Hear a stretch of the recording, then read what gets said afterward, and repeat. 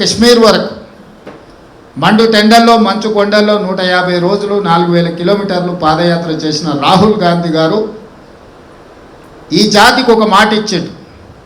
తెలంగాణలో కాంగ్రెస్ పార్టీని అధికారంలోకి తీసుకురండి, ఖచ్చితంగా కులగణన చేసి తీరుతామని చెప్పి ప్రజలకు రాహుల్ గాంధీ గారు మాట ఇచ్చారు.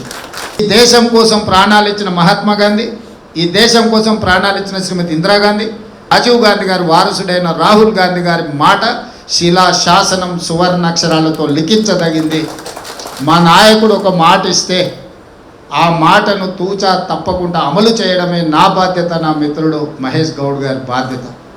మా ఏ హోదా అయినా ఉండని, ఏ సామాజిక వర్గ నేపథ్యమైనా ఉండని, కానీ నాయకుడు ఇచ్చిన మాటను నిలబెట్టడమే మా బాధ్యత.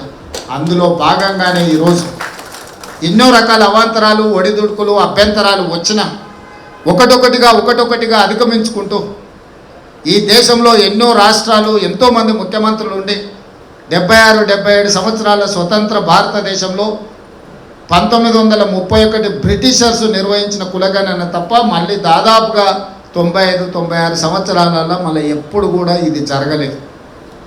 అలాంటి ఒక బృహత్తరమైన కార్యక్రమాన్ని రాహుల్ గాంధీ గారు మాట ఇచ్చిన మాట నిలబెట్టడానికి అవసరమైతే ఏ సాహసమైనా చెయ్యాలని